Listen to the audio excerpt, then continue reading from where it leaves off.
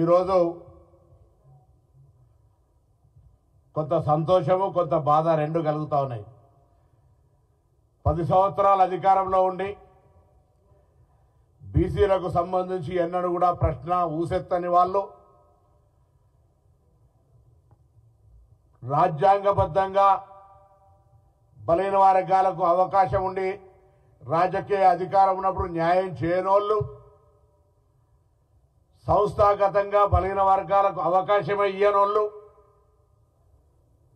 సామెతగా దయ్యాలు వేదాలు వల్లించినట్టు ఇలా వేదికలు పెట్టి బలహీన వర్గాల గురించి మాట్లాడుతుంటే ఒకవైపు ఆశ్చర్యం అవుతా ఉంది, మరొక వైపు బలహీన వర్గాల గొంతెత్తుకున్నందుకు అభినందనలు కూడా చెప్తాను. అట్లీస్ట్ ఆఖరికి అధికారం దిగినాకనన్నా మత్తు దిగితే మస్తుగా యాదికొస్తాయి అన్నట్టుగా ఆ అధికారం దిగినాక బీసీలు యాదికొస్తా ఉన్నారు. వాళ్లకు ముఖ్యంగా సోదరి కవిత గారికి అభినందనలు.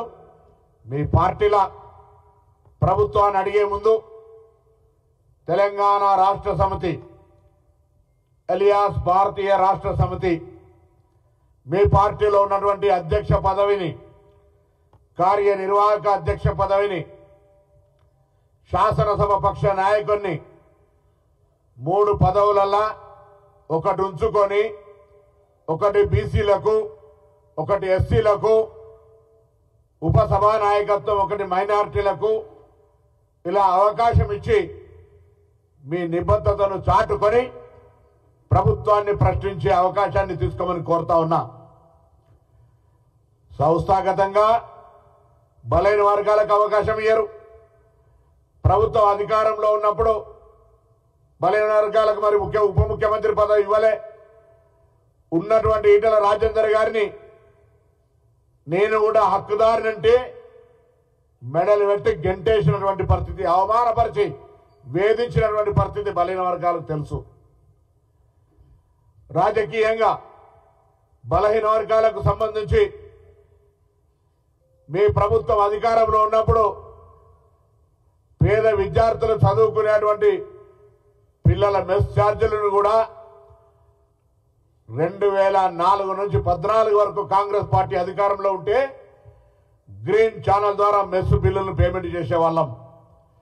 2014లో మీరు అధికారంలోకి వచ్చి 2023 డిసెంబర్ దాకా 4 ఏళ్ల బకాయిలు పెట్టడం వల్ల నాణ్యత లోపించి విద్యార్థులకు ఇబ్బందులు కలిగినాయి.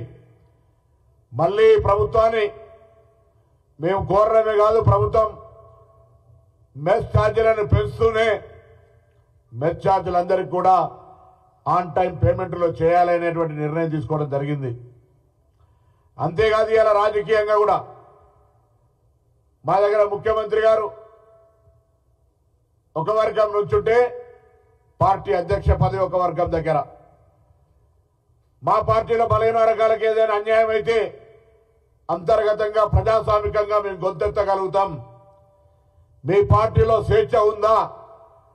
మీ పార్టీలో ఇలా మీ నాయకత్వంలో పోరాటం జరుగుతూ ఉన్నది.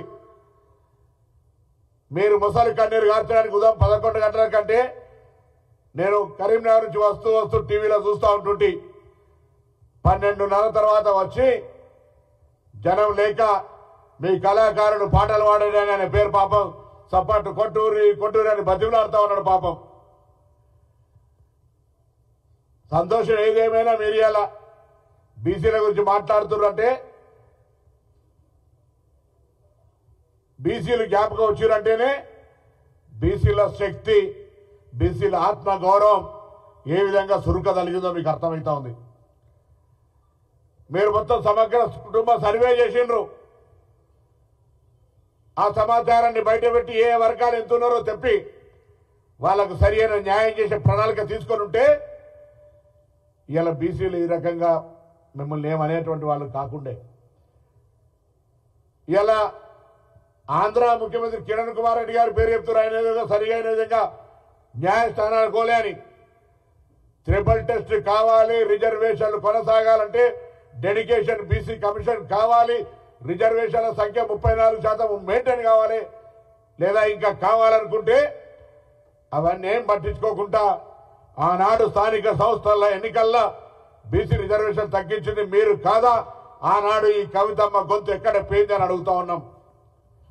తెలంగాణ ఉద్యమకారులు జయశంకర్ గారు కావచ్చు, కొండా లక్ష్మణ్ బాపూజీ గారు కావచ్చు, దేశిని మల్లయ్య గారు కావచ్చు, ఆల నరేంద్ర గారు కావచ్చు, అనేక మంది అంతెందుకు ఇప్పటికీ బతికున్నటువంటి శ్రీకాంతాచారి తల్లి శంకరమ్మకు ఏ గౌరవం ఇచ్చినారో ఈ సమాజం గమనిస్తలేదా?